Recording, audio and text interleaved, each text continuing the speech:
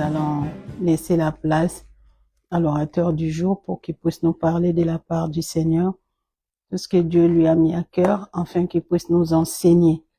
C'est pour ça que nous sommes venus, pour apprendre. Amen. Nous allons écouter la parole de Dieu. Je vais laisser la place aux serviteurs de Dieu. Amen. Merci Seigneur Jésus-Christ. Nous allons prier afin que cette parole puisse être une parole instructive, une parole qui va nous conduire toujours dans la crainte du Seigneur. Cette parole qui puisse être une parole qui va nous laisser rester dans la présence du Seigneur et de ne pas nous en éloigner. Au nom de Jésus, prions. Seigneur Dieu, nous te disons merci.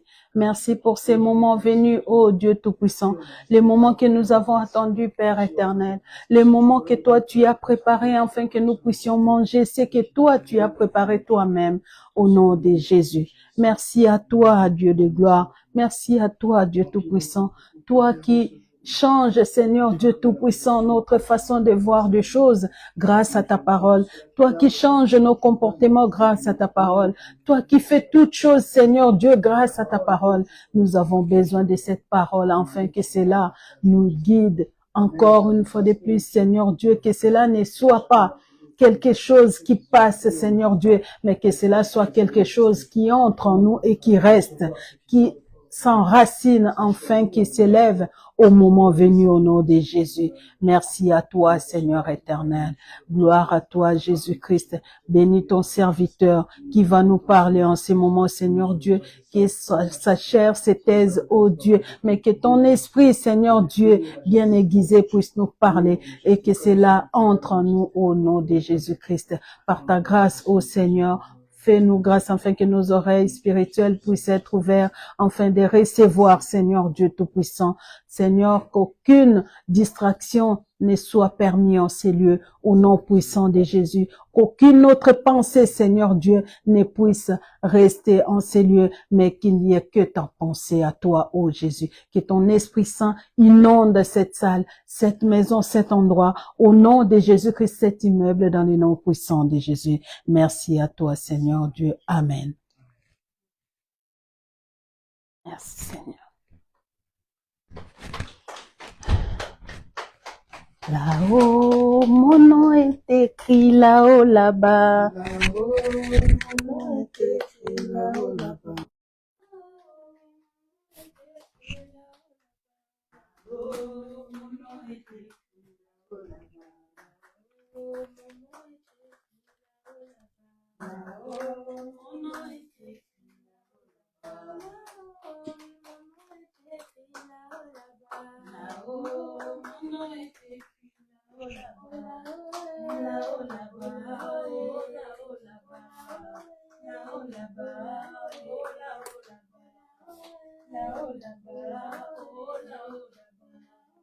Là-haut, là-bas. Là-haut, là-bas. Amen. Que Dieu soit béni au nom du Seigneur Jésus-Christ. Avant de voir le sujet d'aujourd'hui, nous allons revenir sur le sujet de la fois passée. Amen. Asseyons-nous, que Dieu soit béni au nom du Seigneur Jésus-Christ. La fois passée, nous avons lu le passage sur le livre de Luc au chapitre 1, le verset 5 à 15. Je vais relire pour la bonne compréhension. Du temps d'Hérode, roi de Judée, il y avait un sacrificateur nommé Zacharie de la classe d'Abia. Sa femme était d'entre les filles d'Aaron et s'appelait Élisabeth. Tous deux étaient justes devant Dieu, observant d'une manière irréprochable tous les commandements et toutes les ordonnances du Seigneur. Ils n'avaient point d'enfants parce qu'Élisabeth était stérile, et ils étaient l'un et l'autre avancés en âge.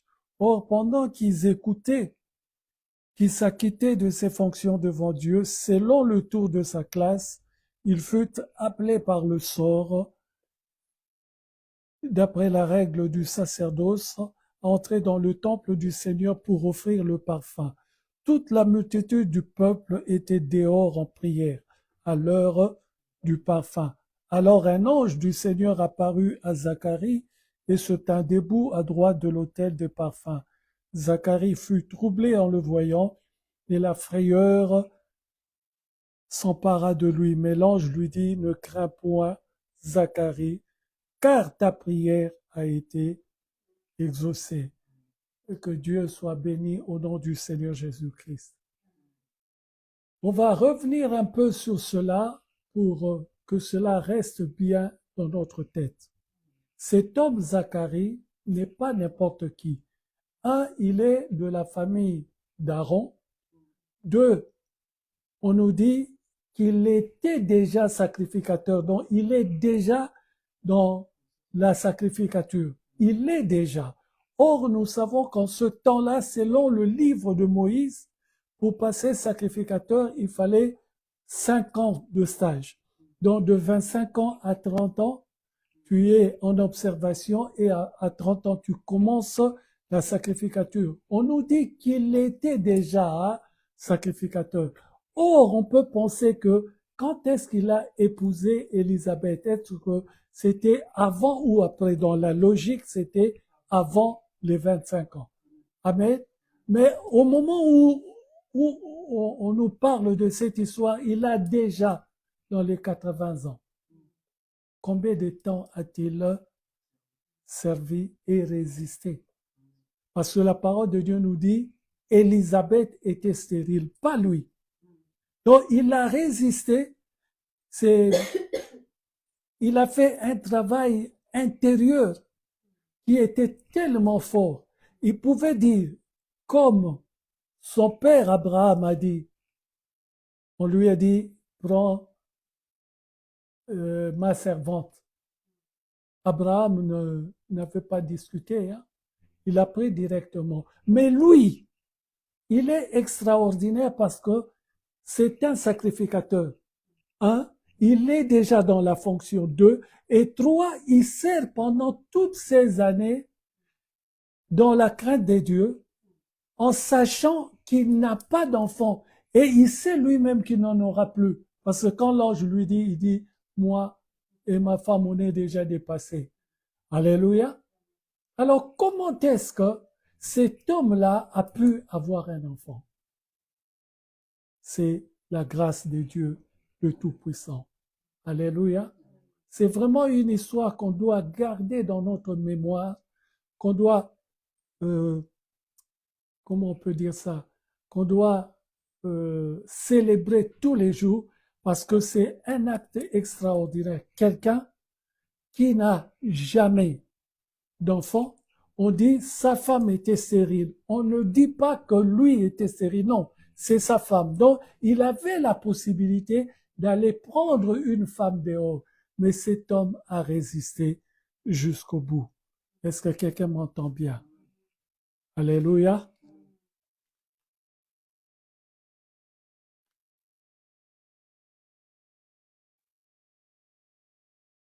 Aujourd'hui, nous allons voir une autre histoire dans le livre de Marc, au chapitre 9, versets 23 et 24.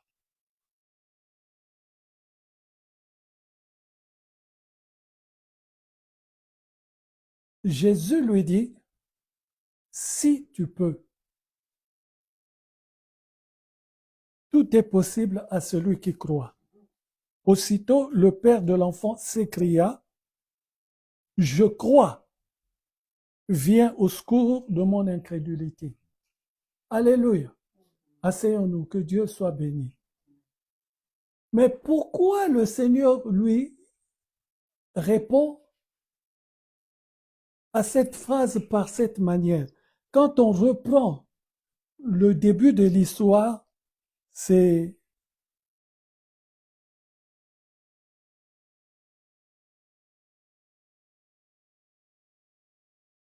une personne qui est venue rencontrer les serviteurs du Seigneur Jésus-Christ parce qu'il avait un enfant malade. Et cet enfant était malade depuis sa naissance. Alors quand il vient, il dit au Seigneur, Seigneur, si tu peux. Mais pourquoi le Seigneur lui répond en lui disant « si tu peux ». Il dit au Seigneur « si tu peux ». Soki okokoka ou soki olingi, soki olingi. Lui, il lui répond « comment est-ce que tu peux dire soki okokoka » parce qu'il est déjà là. Le problème, le Seigneur est déjà là. Le Seigneur le reprend en lui disant « si tu peux ». Et ensuite, 3 points de suspension. Et il dit « tout est possible à celui qui croit ». Donc, la valeur de cette histoire, ce n'est pas si tu peux, c'est toi qui viens avec ton histoire. Quelle est la position dans laquelle tu te mets devant le Seigneur? Si tu te mets dans la position de si tu peux, ta réponse sera si tu peux. Alléluia. Donc, quand tu viens voir le Seigneur, ne viens pas avec la sensation de dire au Seigneur, Seigneur, si tu peux. Non, non, non.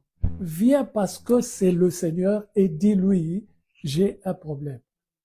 Il a déjà crié à la croix, tout est accompli. Comment est-ce que nous venons à lui et nous lui disons, si tu peux, comment est-ce possible? Il a déjà crié à la croix, tout est accompli. Alléluia. Alors, ces genres d'histoires, ces genres de réponses nous ramènent toujours un pas en arrière. Nous ramènent toujours en arrière. Le Seigneur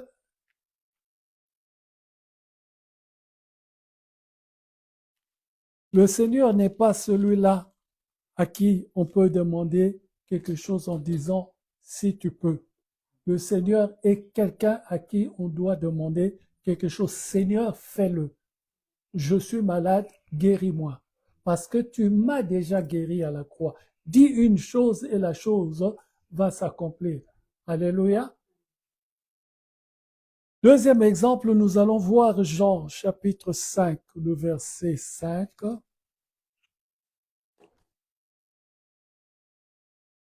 Jean chapitre 5, le verset 5.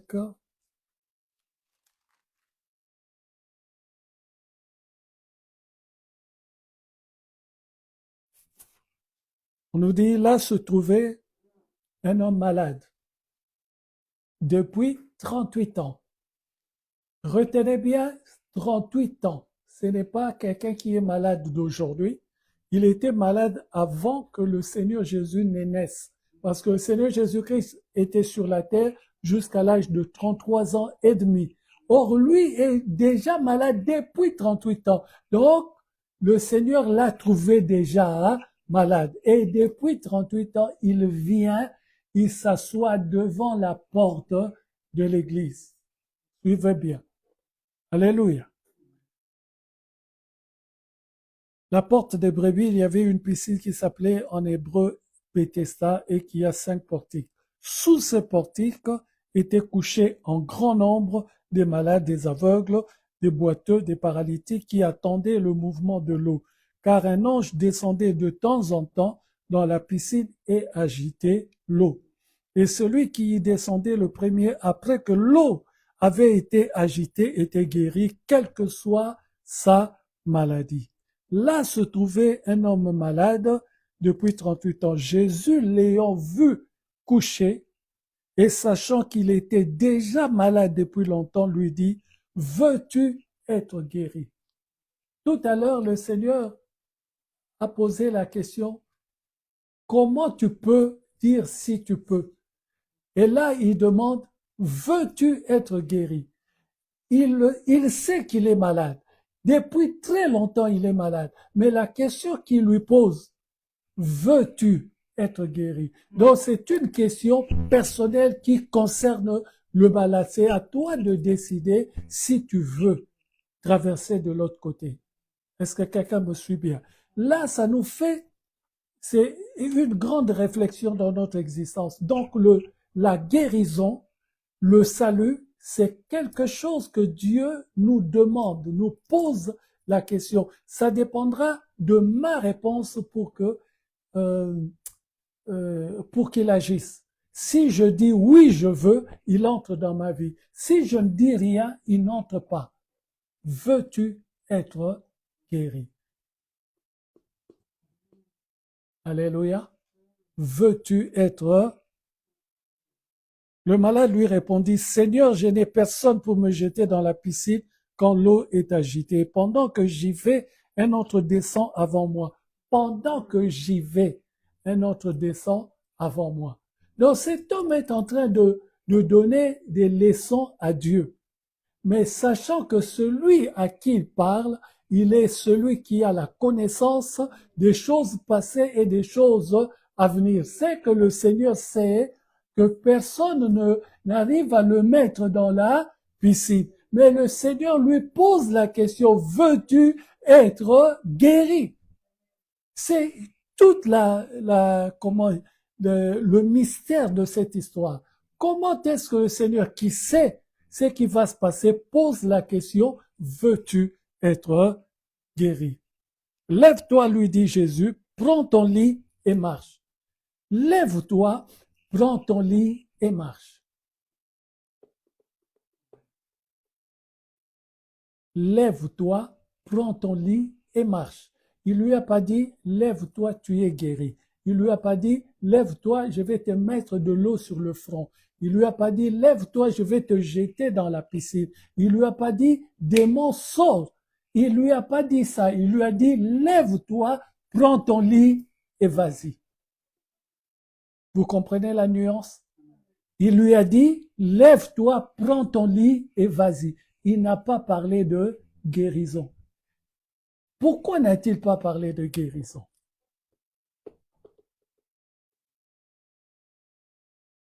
Oui, mais pourquoi lui n'a-t-il pas parlé de guérison? Lui, le Seigneur, il était là.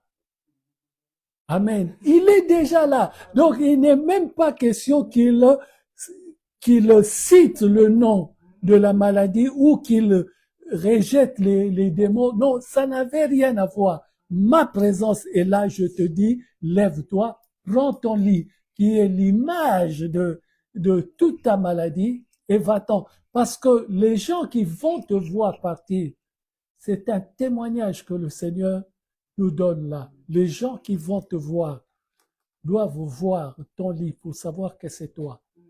Parce que sinon, peut-être que les gens t'ayant vu à chaque fois allongé, ont oublié ton visage. Mais en te voyant avec ton lit, tout le monde va se rappeler celui qui dort à la porte de la benne. Alléluia. Lève-toi, prends ton lit et marche. Alléluia. Aussitôt cet homme fut guéri, il prit son lit et marcha. Alléluia. Alors, cette histoire m'a vraiment frappé. Il arrive à un endroit et quelqu'un lui dit, il sait que cette personne est depuis 38 ans, avant sa naissance. Il est toujours malade et il est là. Il lui dit pas, je vais te mettre dans l'eau. Il lui dit, lève-toi, prends ton lit et va. Ce qui veut dire, il a annulé l'histoire de la piscine. Parce que la piscine, c'est, il faut que tu te lèves, que tu te plonges dans la piscine, un ange passe à un moment et agite l'eau, et quand toi tu te plonges dedans, tu es guéri. Ce qui veut dire qu'il a annulé l'histoire de la piscine. Est-ce que quelqu'un m'entend bien? Il est venu lui dire, ce n'est plus dans la piscine qu'on entre, maintenant c'est avec moi que ça se passe. Je te dis, lève-toi, prends ton lit et marche. Donc, le salut n'est plus dans les histoires qu'on faisait avant. Il faut qu'aller chercher l'huile, il faut aller chercher ceci, il faut aller chercher cela et faire tout ce qu'on faisait avant. Ça, c'était les choses que Dieu avait établies avant la venue du Seigneur Jésus-Christ.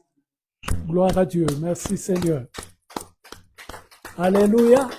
Avec le Seigneur Jésus-Christ, on n'a plus besoin de piscine. Même si la piscine est là, mais ça n'attend plus qu'on te jette dans la piscine. C'est trop long. Si tu n'as personne pour te jeter dans la piscine, alors là, 38 ans. Mais le Seigneur Jésus-Christ est venu, il lui a dit, veux-tu être guéri? Il n'a même pas répondu à cette question. Mais le Seigneur lui a quand même accordé la guérison. Il suffisait de dire oui, je veux être guéri. Mais lui, il ne pense qu'aux choses qu'on faisait avant.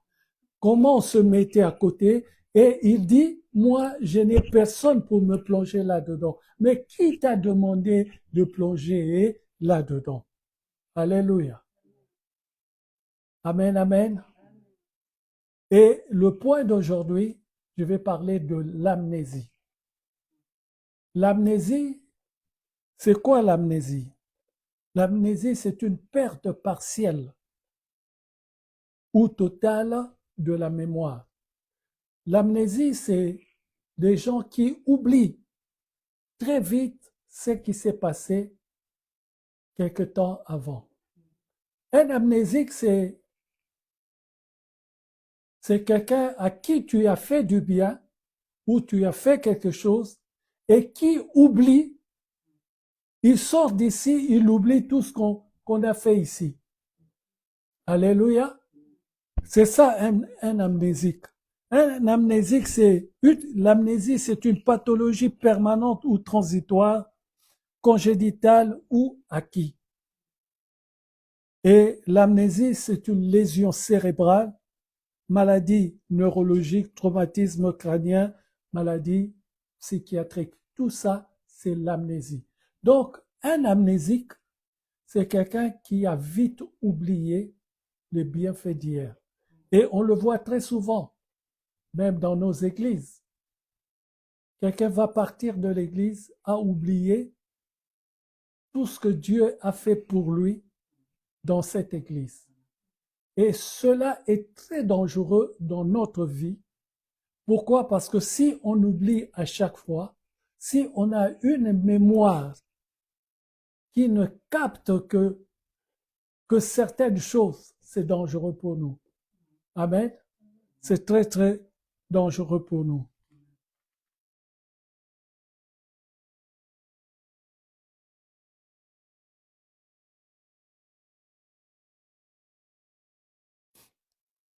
On va le voir dans le livre de Luc. Luc au chapitre 17.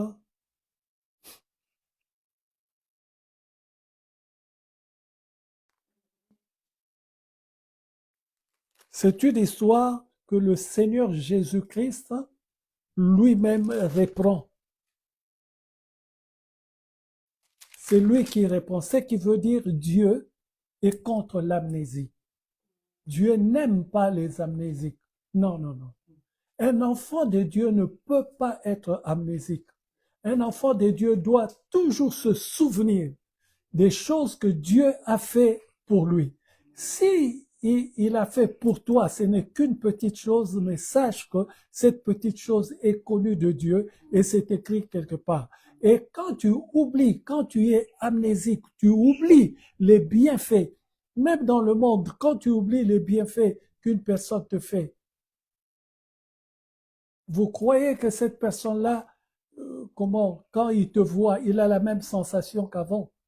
Non, il n'a plus cette sensation. Pourquoi? Parce que il voit dans ton regard que tu as oublié qu'il a fait ceci pour toi, qu'il a fait cela pour toi.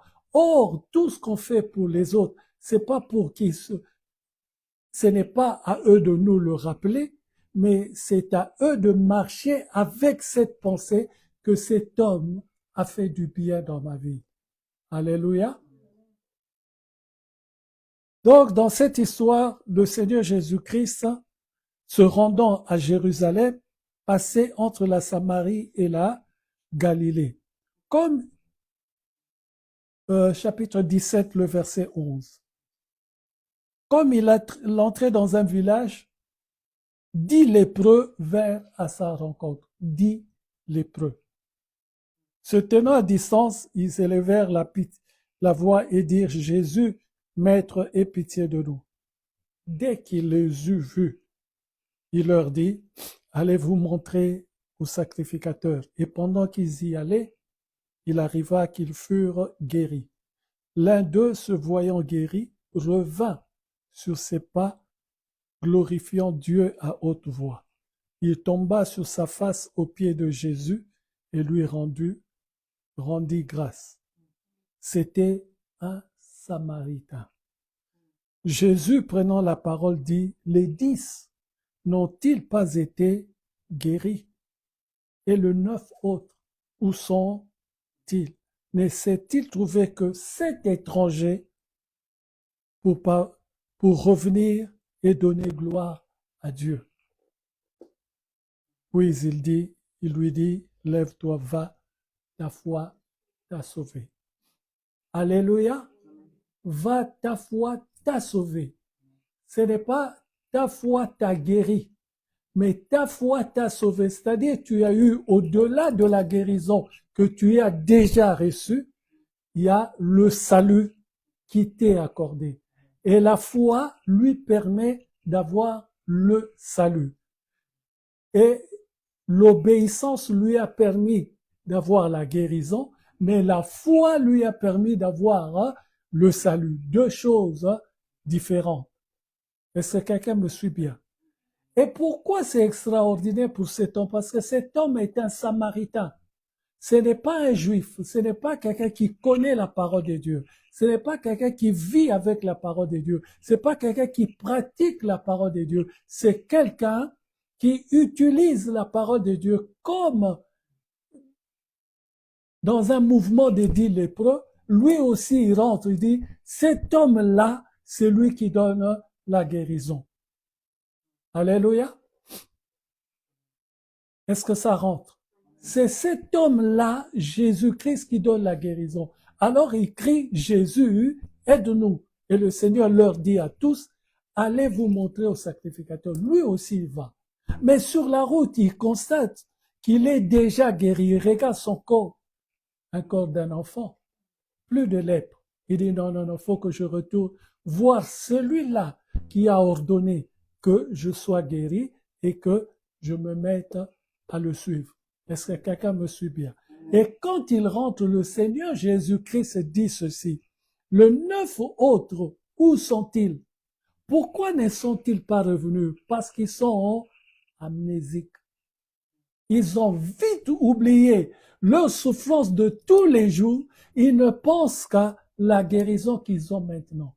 Or, la guérison qu'ils ont là n'est pas encore le salut. Ce n'est que la guérison du corps. Est-ce que quelqu'un me suit? Il n'y a qu'une personne qui est sauvée et qui a mangé ce soir-là à la table du Seigneur, c'est le Samaritain. Il n'est pas juif. On va dire, il n'a pas passé le temps, il n'a pas passé à, comment on appelle ça? Il n'a pas demandé pardon. Il n'a pas passé au, comment on appelle ça? Ah là là.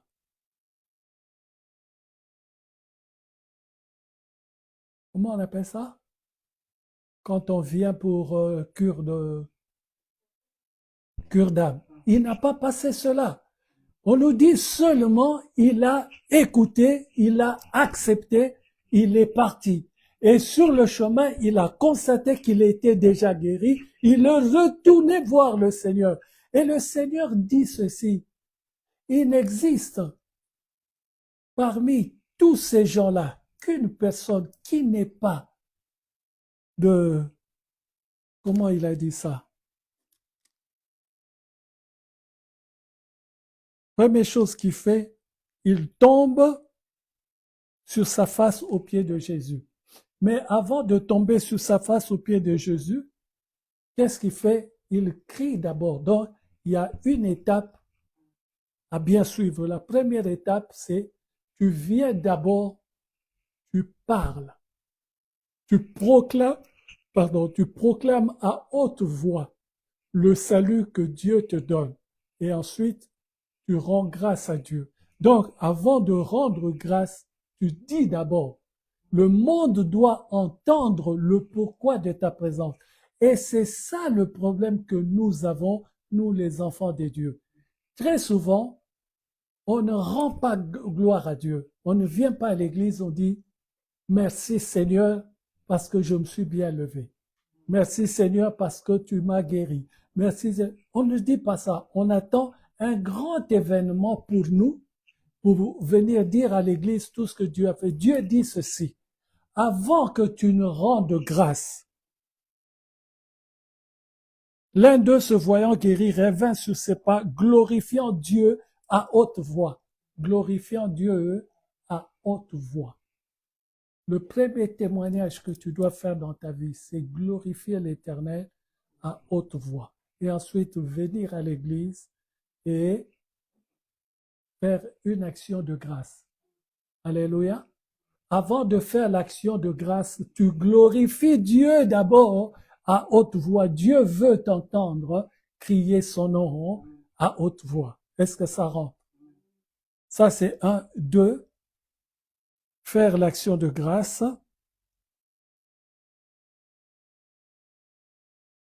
Les 9 autres, où sont-ils? Ne s'est-il trouvé que 7 étrangers pour revenir et donner gloire à Dieu? Waouh! Puis il lui dit, lève-toi, va, ta foi t'a sauvé. Quand tu auras fait l'action de grâce, c'est alors que le Seigneur te dira, ta foi t'a sauvé. Tu es passé d'une personne quelconque à une personne très importante. Alléluia. Alléluia. Est-ce que c'est bien rentré? Je répète, il y avait 10 lépreux. Et dans les 10 lépreux, il y avait un Samaritain, quelqu'un qui ne connaissait pas la parole de Dieu, mais qui, dans le mouvement de la troupe, il a suivi le mouvement. Tout le monde va vers cet homme, c'est lui qui donne la guérison. Moi aussi, j'y vais. Et en allant avec ce groupe-là, la parole qu'on lui a donnée, c'est, comment dirais-je, a été accomplie dans sa vie pendant qu'il accomplissait cette tâche.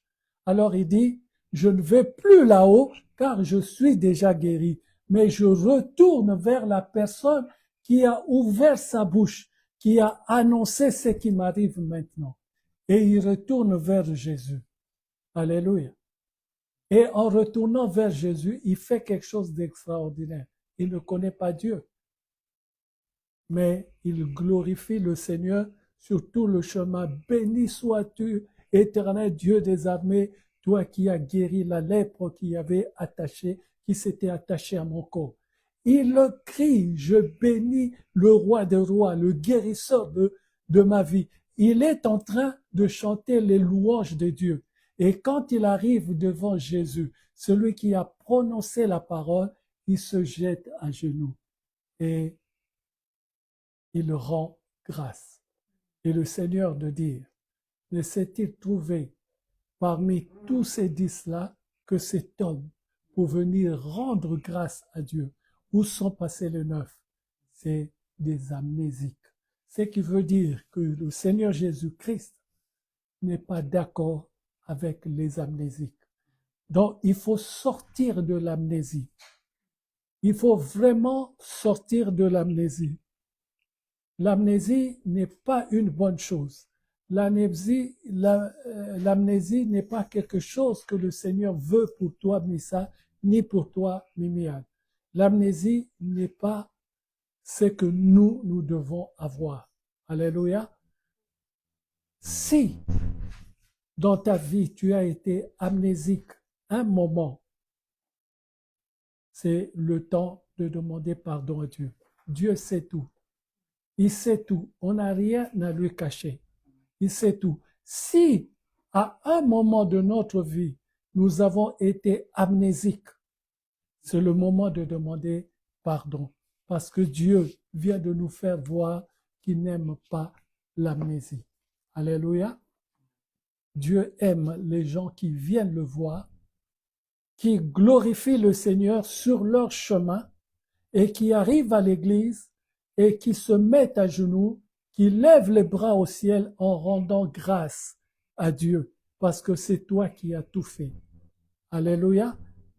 Ce n'est pas lui qui a fait, mais c'est Dieu qui a fait. Nous allons prier maintenant pour l'amnésie.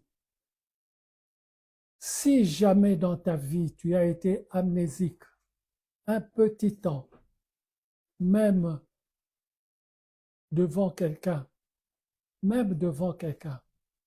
prie le Seigneur maintenant, que le Seigneur te pardonne et que le Seigneur te fasse sortir de cette amnésie et qu'il rappelle à ton esprit qu'il veut que tout ce qui se fait sur cette terre reste dans notre esprit. Prions le roi des rois.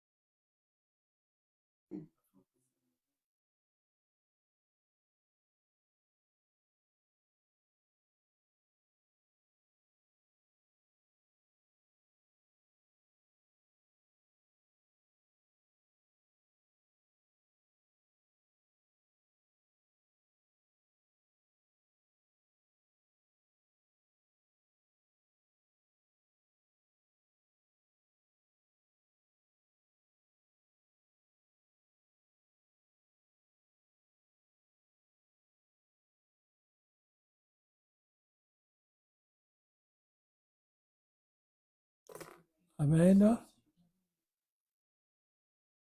Alléluia. L'amnésie, n'oubliez pas, c'est quelque chose que Dieu réfute. C'est le Seigneur Jésus-Christ qui a refusé cela dans la vie de ses disciples. Alléluia. Il a rejeté cela. Il a dit non, ne soyons pas amnésiques. Tout ce que Dieu fait pour nous, ne l'oublions jamais. Ne pensons pas que celui-là a fait quelque chose pour moi, c'est une petite chose. Non. Tout ce que Dieu fait est grand. Et il y a une raison pour laquelle il a utilisé cette personne pour me bénir. Alors pour que je sois correct avec Dieu, il faut que je sois correct avec la personne physique. Car Dieu ne travaille qu'au travers des hommes physiques. Et si je ne pense pas que ce qu'a fait cet homme-là n'est pas quelque chose de glorieux, ce n'est pas tout le monde qui voit le Seigneur Jésus-Christ à la piscine. Hein? Ce n'est pas tout le monde qui a vu le Seigneur Jésus-Christ naître, qui a vu le Seigneur Jésus-Christ grandir. Ce n'est pas tout le monde. Nous tous, nous l'avons entendu, on nous a parlé de lui, on ne l'a pas vu. Mais nous croyons qu'il est vivant et nous croyons que cette histoire est une histoire vraie parce que c'est lui qui le dit. Et quand il dit une chose, il faut le croire, que toute la gloire ne revienne qu'à lui au nom du Seigneur Jésus-Christ. Amen. Amen. C'est bon pour aujourd'hui, c'est bien rentré. Maman Maggie est là, tout s'est bien passé. Gloire à Dieu. C'est fini pour aujourd'hui. Une chanson.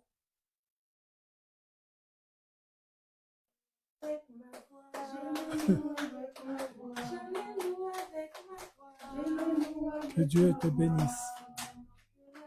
Merci Seigneur pour la fidélité de ton Fils. Merci pour sa dîme, Père. Je prie au nom du Seigneur Jésus-Christ. Père, que tu puisses consoler son cœur. Que tu puisses, Seigneur, toucher son cœur, Père de gloire, qui se donne à toi, Père. Qu'il sorte, Père de gloire, de tout ce qui est entreprise de l'ennemi. Je prie ainsi au nom du Seigneur Jésus-Christ. Que toute la gloire, Père, ne revienne qu'à toi. Au nom puissant du Seigneur Jésus-Christ, je prie pour sa vie, Père, pour la vie éternelle, au nom du Seigneur Jésus-Christ. Amen. Que Dieu te bénisse.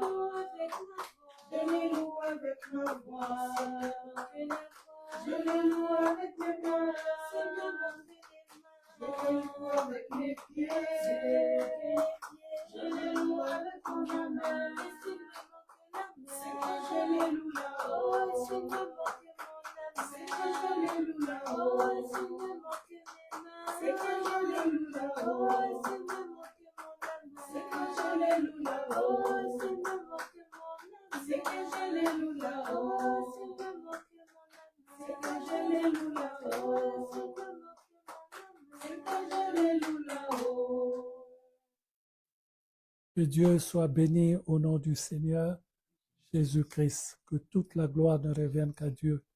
Seigneur, toi qui nous as parlé aujourd'hui de l'amnésie, tu nous conseilles, Seigneur, de sortir de l'amnésie, de ne pas être amnésique, de sortir de cet état d'amnésie et de nous rappeler à chaque fois que tu étends ta main de bonheur sur nous.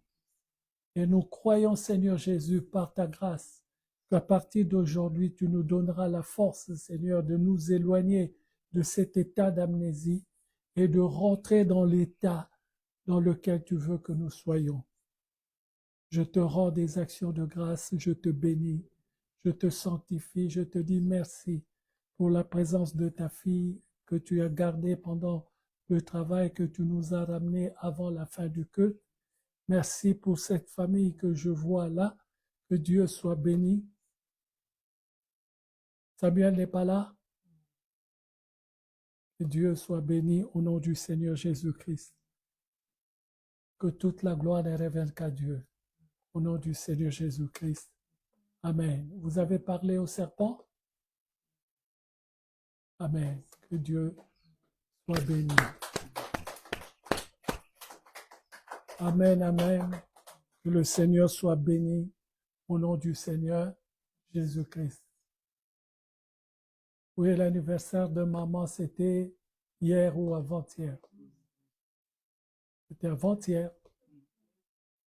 J'ai envoyé le mot. Elle n'a pas vu. Ouais.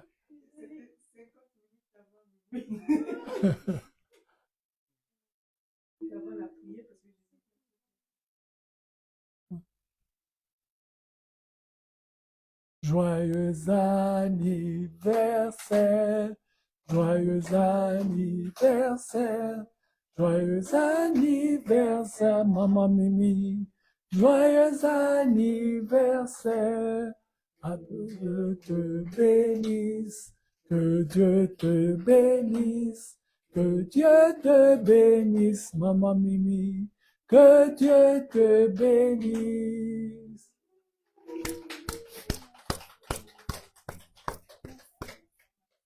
On ne demande pas l'âge des femmes devant les gens, mais dès que c'est fini, je demanderai. Que Dieu soit béni au nom du Seigneur Jésus-Christ. Amen. À nous retrouver dimanche prochain. Que Dieu vous bénisse, qu'il me bénisse moi-même au nom du Seigneur Jésus-Christ. Amen.